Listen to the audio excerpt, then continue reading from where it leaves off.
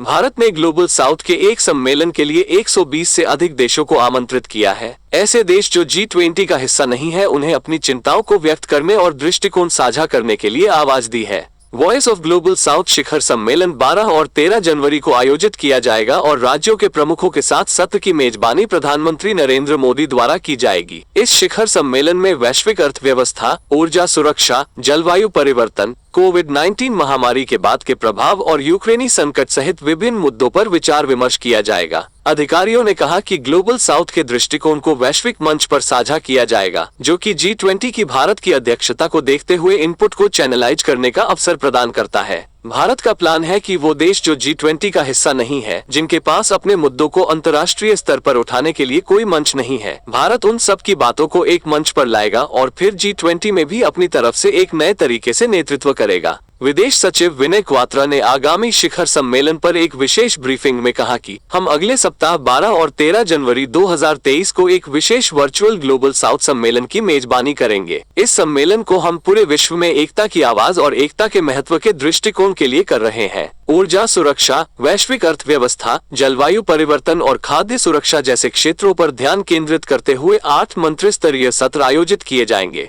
राज्यों के 2 प्रमुखों के सत्र की भी योजना है। विदेश मंत्री एस जयशंकर द्वारा आयोजित किया जाने वाला एक सत्र G20 और ग्लोबल साउथ की अपेक्षाओं पर केंद्रित होगा। अधिकारियों ने अभी तक सभी आमंत्रितों का विवरण साझा नहीं किया है। विशेष रूप से पाकिस्तान, यूक्रेन और चीन जैसे देशों को आमंत्रित किया गया है या नहीं, ये अभी स्पष्ट नहीं है। क्वात्रा ने आगे कहा कि ये ग्लोबल साउथ के देशों को एक साझा मंच पर अपने दृष्टिकोण और प्राथमिकताओं को साझा करने के लिए एक साथ लाने की परिकल्पना करता है। यूक्रेन में चल रहे संघर्ष का प्रभाव, भोजन, उर्वरक और ईंधन की पहुंच और सामर्थ्य में बढ़ती कठिनाइयों, बढ़ते बोझ जैसे विकासशील देशों पर ऋण और मुद्रास्फीति के दबाव पर चर्चा की जाएगी। शिखर सम्मेलन विकासशील और अविकसित देशों को चल रहे ऊर्जा संकट के साथ साथ रूसी कच्चे तेल पर पश्चिमी दुनिया द्वारा घोषित तेल की कीमतों पर कैप पर अपने दृष्टिकोण साझा करने के लिए एक मंच प्रदान करेगा। आपको बता दें कि ऊर्जा संसाधनों की उपलब्धता में कमी और आपूर्ति श्रृंखलाओं को बाधित करने वाले एक तरफा प्रतिबंधों से ग्लोबल साउथ पर प्रतिकूल प्रभाव पड़ा है।